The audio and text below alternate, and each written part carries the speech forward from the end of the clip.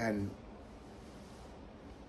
then Dustin Steiger came around, and he was at that time doing shows at Atomic over there, the underground. Oh, okay. So it was above that where he did his own kind of shows up there, but he didn't have a room that's big enough, and so he approached us, and so Dustin was like, hey, I kind of look for a bigger venue to do these shows, and I wasn't familiar with the punk rock or metal or whatnot scene, and so I was like, gosh, I don't know.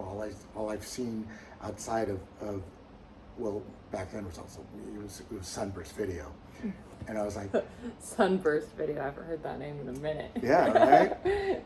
I said all I've ever seen when I drive by is a bunch of kids, and a bar kind of makes its business off a bar, and so there was going to be some hurdles there. It was probably 2001, somewhere in the early time like that. And I remember the first, I think it was a punk show, and people out in the mosh pit. I remember I thought they were fighting. I went out there and I pulled them apart. And I said, knock that shit off. We don't let that shit happen here. They're like, what?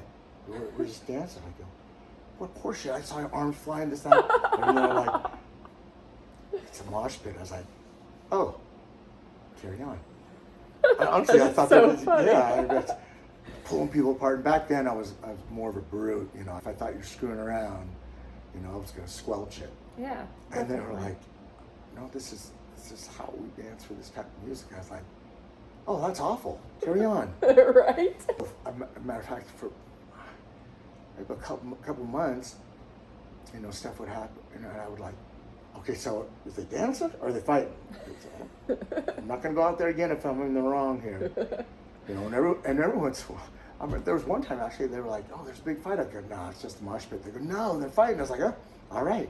my time to shine. Yeah, I didn't I still couldn't tell the difference, and there was a number of people that were cuts above their eyes, bloody noses, this and that. And there's a guy, Matty O'Brien. He lives in the Seattle area now. Big kid. He was in the mosh pit, and I make fun of him to this day.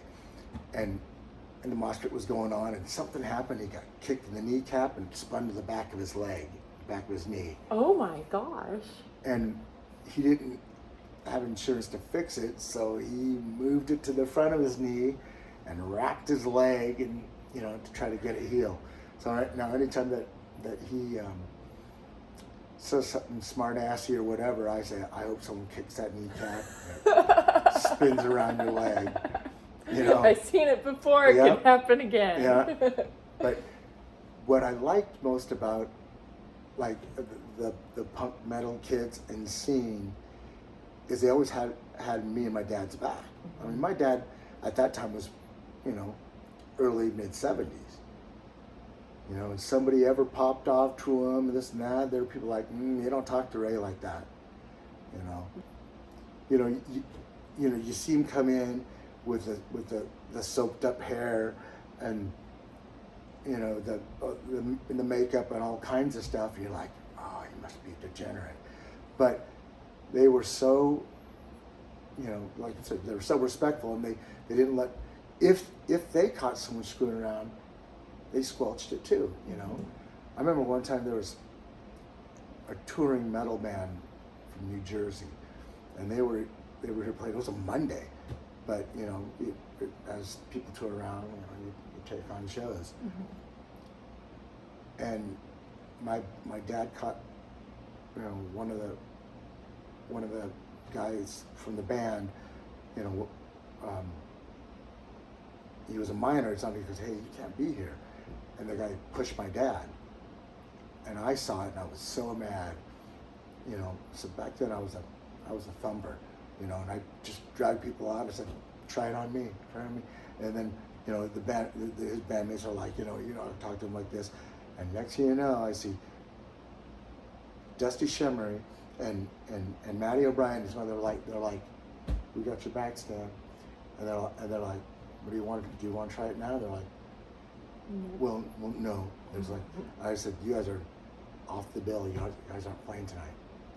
Well, we need it for gas money. Tough shit. You should have thought about that before you pushed my dad. Yeah. And then they're like, well, can we at least sell merch in there? Fuck no. Sell out on the curb, you know?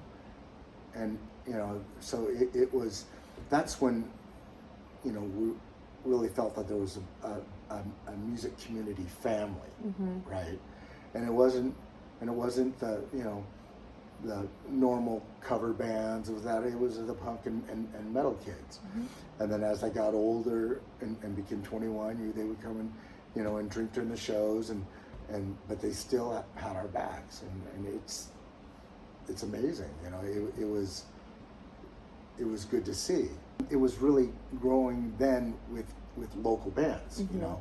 I mean, you know, we had All Gussed Up, you know, and then we'd get guys from Spokane, 5 Foot Thick, you know, and they came out. I'm still friends with two of those guys. You know, this first time I'd seen emo, right? It was here with the makeup and this, you know, the emo and the hardcore scene.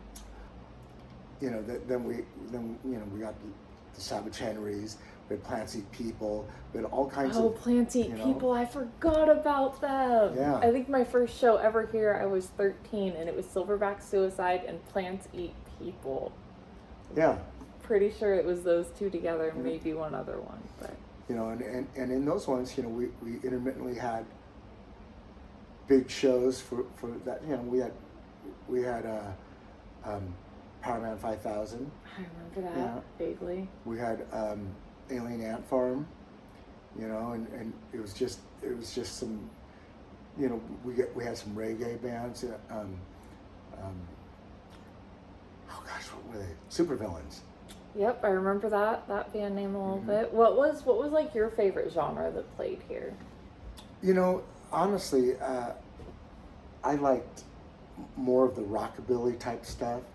So like Hillstomp, and you know, from the Portland area, and in that time, you know, we still had Dustin and other people, you know, bringing in most of the talent. I remember when like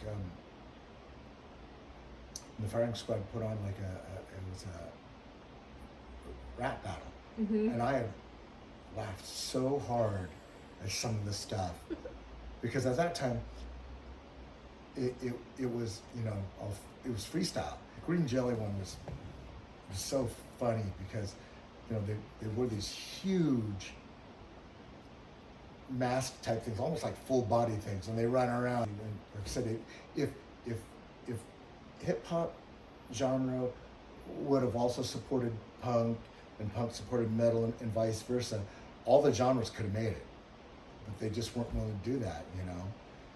And so some of the shows had a much smaller crowd than what you need to survive, you know, and you just didn't find that one would support it. I mean, you didn't even see the EDM thing, you know, support even rap or anything like that.